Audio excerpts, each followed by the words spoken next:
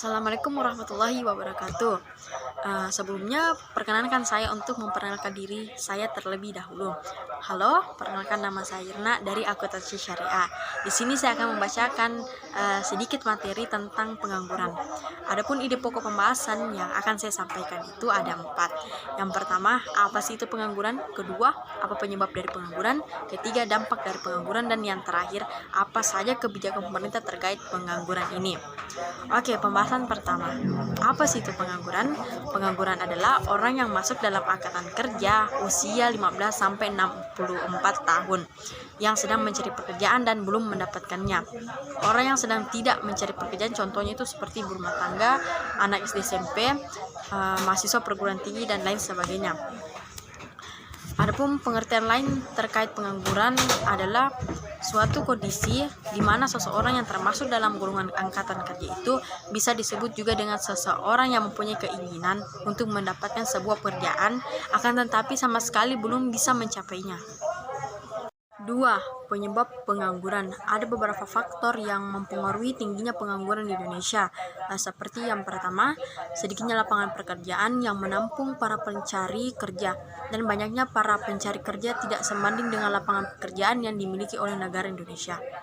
Kedua, kurangnya keahlian yang dimiliki oleh para pencari kerja.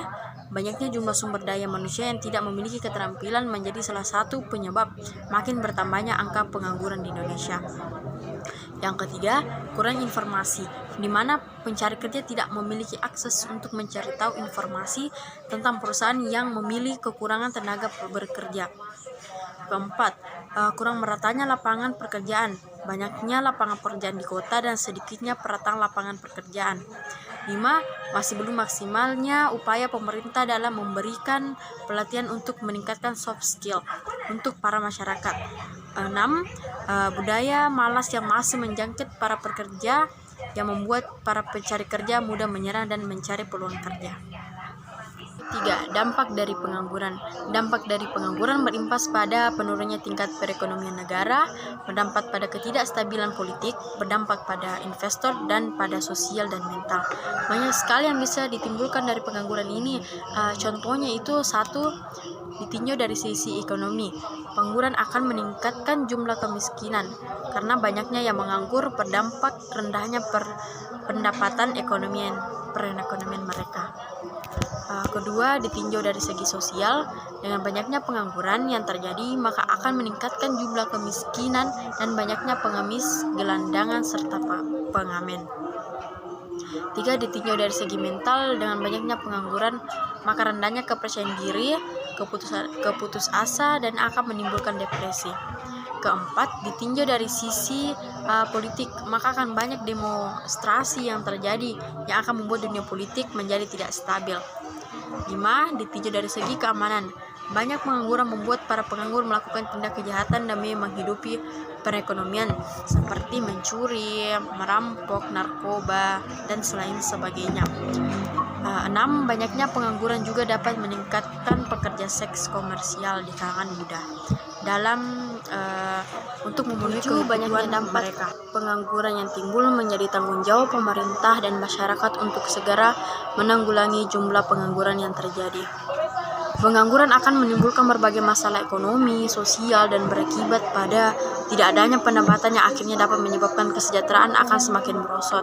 Semakin menurunnya kesejahteraan akibat pengangguran dapat mengakibatkan peluang. Sampai pada pembahasan terakhir, apa sih kebijakan pemerintah terkait pengangguran? Masalah ketenaga kerjaan dan pengangguran harus diminimalisasi agar tidak berdampak terhadap kemiskinan.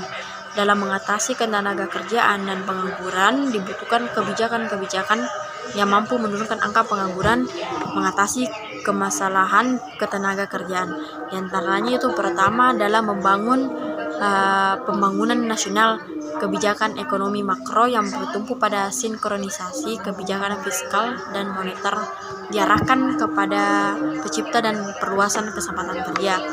Yang kedua, sinergisitasi kebijakan pemerintah pusat dengan kebijakan pemerintah provinsi, pemerintah kabupaten atau kota yang merupakan satu kesatuan yang saling mendukung untuk penciptaan dan perluasan kesempatan kerja. Mungkin itu yang dapat saya sampaikan. sedikit yang dapat saya sampaikan tentang pengangguran. Semoga dapat diterima dan dicerna baik. Makasih. Wassalamualaikum warahmatullahi wabarakatuh.